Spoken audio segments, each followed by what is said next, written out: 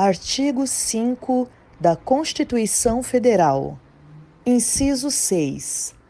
É inviolável a liberdade de consciência e de crença, sendo assegurado o livre exercício dos cultos religiosos e garantida, na forma da lei, a proteção aos locais de culto e às suas liturgias. Inciso 8.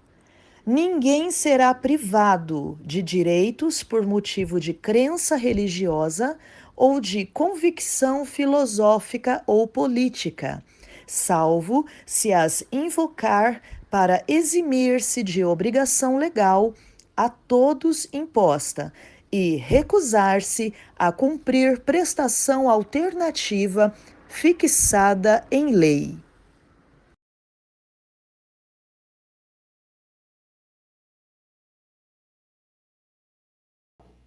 Porque às vezes a gente pensa, não, força do diabo é a enfermidade, é a falência, é a separação. Não, isso é resultado de uma ação maligna que entra pelo pecado. E algo que o senhor falou recentemente aqui mesmo, que é poderoso para a gente, inclusive, abordar com mais profundidade, pastor, é que tem os pecados que são plenamente conhecidos, né, os que estão em evidência, mas o nosso maior problema hoje é que muitas pessoas estão pecando e não consideram aquela prática pecado, né? Escolhe o que é pecado.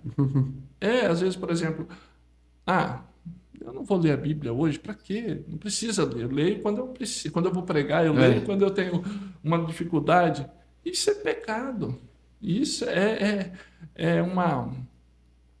uma irresponsabilidade, um desprezo para com Deus. Isso é muito sério. E a gente às vezes vê pessoas falando, não, isso aí é para quem é da igreja. Eu acredito em Deus, tá bom, não é isso? De vez em quando eu dou duas moedinhas lá, tá tudo bem. Então, a maior parte dos grandes problemas que nós enfrentamos hoje são os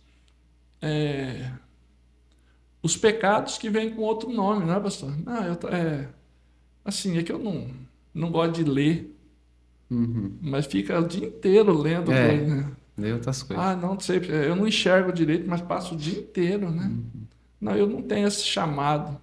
Todos nós temos. Então, uhum, é necessário que a gente entenda isso. O pecado, ele se manifesta nas pessoas de uma forma individual, né? Se eu não tenho uma profunda um entendimento da minha necessidade de Deus,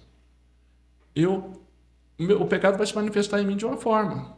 Pode ser um vício, pode ser um ataque de fúria, pode ser desonestidade, mas uhum. é a mesma, são tentáculos do mesmo monstro, né? No outro vai ser a mentira, no outro vai ser o adultério, no Fruto da mesma árvore. frutos da mesma. Exatamente. Então a consciência de que pecado é, é algo gigantesco e que é assim, realmente é uma manifestação do império maligno é fundamental, porque nós temos uma grande dificuldade de percebermos que o,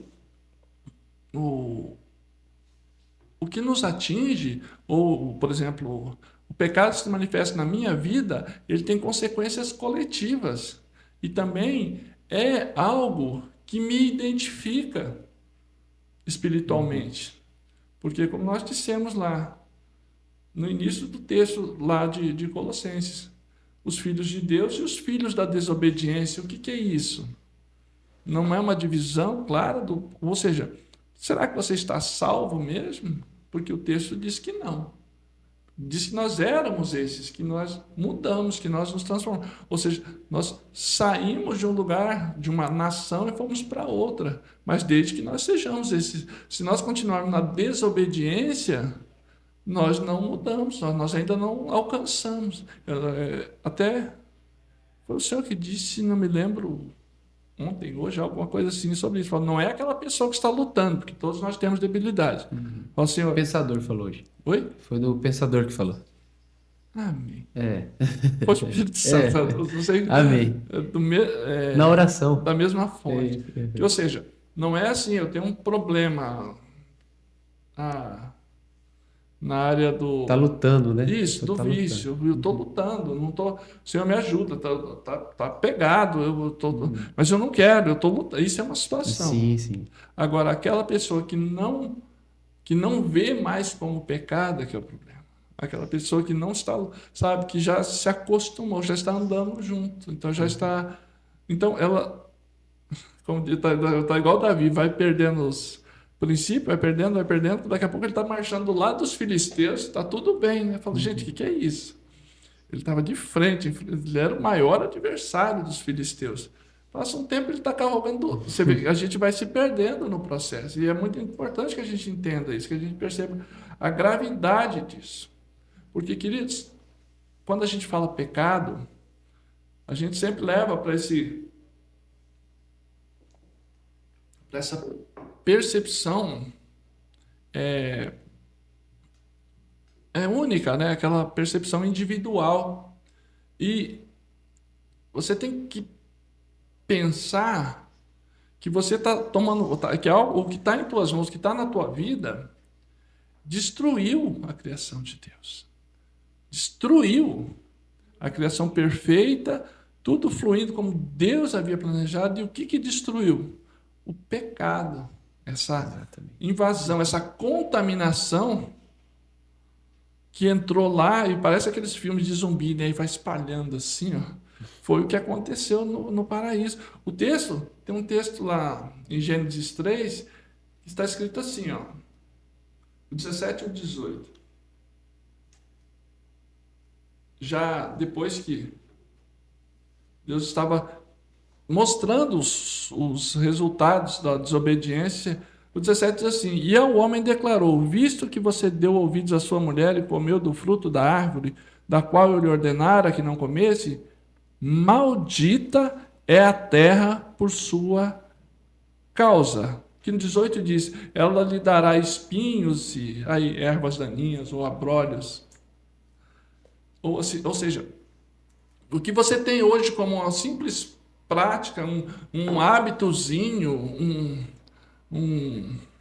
algo que você faz, mas que não é da conta de ninguém, de fato destruiu a criação. E você faz parte disso, que agora é como se você pegasse um filhote desse vírus e transportasse para a tua vida. Eu estou confortável aqui com o meu demoninho de desobediência, meu demoninho de orgulho, né? De orgulho, de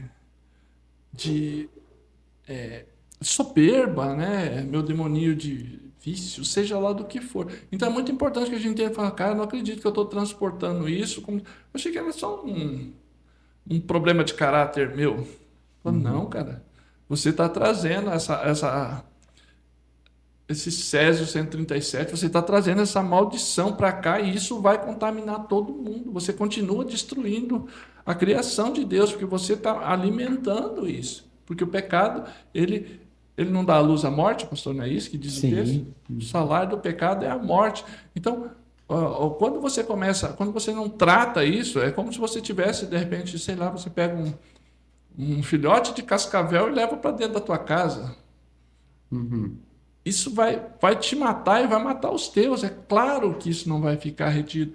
E a gente precisa entender o nível de urgência que nós temos para confrontar esse demônio, essa força maligna chamada pecado. E nós temos que dar nome, né, pastor? Nós temos que começar a chamar pecado de pecado, né? Porque tem uma hora que a gente vai... Vivemos na época da relativização, né? Para cada coisa você tem um apelido carinhoso, né? Para cada coisa você tem uma falsa premissa, tudo é relativo. Gênero, né? Você vai... Não é gênero pecado. Você vai disfarçando, sabe? As coisas, vai dando apelidinhos, vulgos, e isso vai tirando das pessoas a urgência disso, a letalidade disso, e vai tirando também a nossa visão global, né? Do que realmente é o pecado, do que realmente é. Hoje, se tem pessoas passando fome por aí, mundo afora, o que é isso, pastor? Pecado. O pecado destruiu a terra. O pecado trouxe esse egoísmo, né? Trouxe essa avareza, essa voracidade. Hoje as grandes potências exploram as colônias, né? Como sempre foi, deixam eles multidões na miséria. E qual que é o nome disso? Pecado. Hoje, por exemplo, tem nudismo a céu aberto, nas cidades, em qualquer lugar, perversões, tráfico humano. O que é isso? Pecado. Isso aí tem que ser. O pecado se manifestando de uma maneira ampla, profunda. E nós precisamos entender o nosso lugar, entender que não é algo que possa ser tolerável. Por essa razão, pastor, que